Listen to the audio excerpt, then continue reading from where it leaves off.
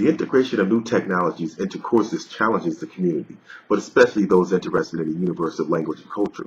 Hundreds of leading universities, school systems, museums, and culture entities around the world use an online virtual environment called Second Life as a fundamental part of the educational and cultural programs. With us today via webcam, we have Second Life researchers Julie, Jody, and Emily. Welcome and thank you for joining me today, ladies. Now, I'll start by asking Julie a question. Julie, what are the advantages of using a virtual environment like Second Life dealing with languages and cultures?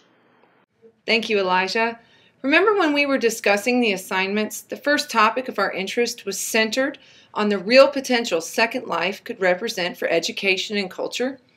Fortunately, research lets us verify that the system has many advantages for both educational and business applications. For both applications, people with common interests can meet to share ideas and thoughts and become members of similar groups. Second Life provides learning communities that encourage people to take risks in sharing new ideas without the fear of direct embarrassment or public errors, as we typically know them. In SL, differences become less important and learning styles and personalities are accommodated and celebrated. For example, the 3D aspect of Second Life allow for the freedom of movement. Not only is this useful for any decision-making topic, but also gives opportunities for immersion, experience, learning, simulation, role-playing, scenario modeling, visualizing data, collaboration, and co-creation. Thank you for that response, Julie. And Jody, what types of people might use Second Life and who would have access to it? Thanks, Elijah. Educators can use Second Life to educate about the challenges of living and working with people different from themselves in a more diverse and multicultural place. Second Life offers opportunities to teachers in all subject areas, even providing an easy entry into the world of teaching in Second Life for language teachers. Entrepreneurs can come and develop businesses and work to meet the needs of consumers from all over the world with jobs such as wedding planning, fashion design, tour guides, bodyguards, publishers, or even landscapers. The options just seem endless. As an example, there are companies such as Babbel Translation that help to make this collaboration and communication from people of different languages and cultures possible. You will find employees going to work, people leading their own personal lives, students as well as businesses looking to expand.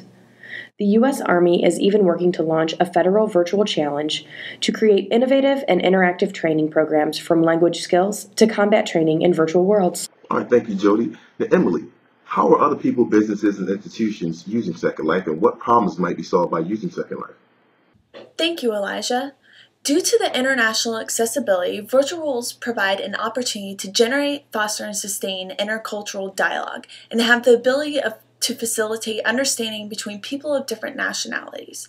A wide range of businesses and institutions worldwide are using virtual locations such as virtual native lands for educational exhibits, training in the use of virtual world technology, and collaboration with other nonprofits and educational institutions.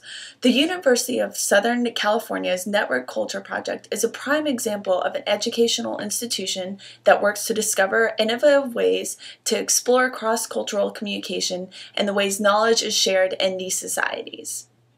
Second Life breaks down geographic boundaries and helps bridge the gap between cultural differences. For instance, virtual native lands provide Native Americans with a virtual community centered on their authentic culture, practices, and traditions. While engaging in mutual dialogue and mutual learning, awareness of the significance of Native American culture is increased, enriching the lives of both natives and the general public worldwide. At the same time, geographically dispersed Native Americans benefit from the enhanced collaboration, social networking, educational, and commercial opportunities afforded by new internet technologies. All right, thank you, Emily. And Julie, you've already explained the advantages of using Second Life, but what are the disadvantages?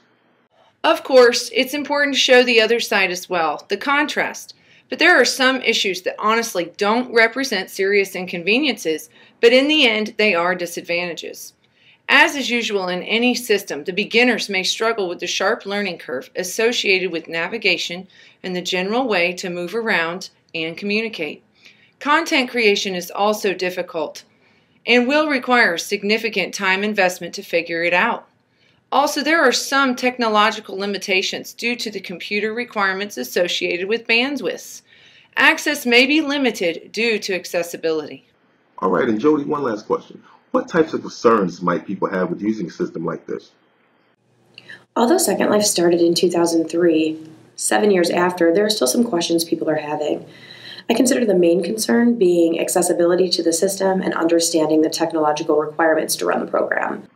All right, thank you all for coming out to meet with me tonight, but unfortunately that is my time.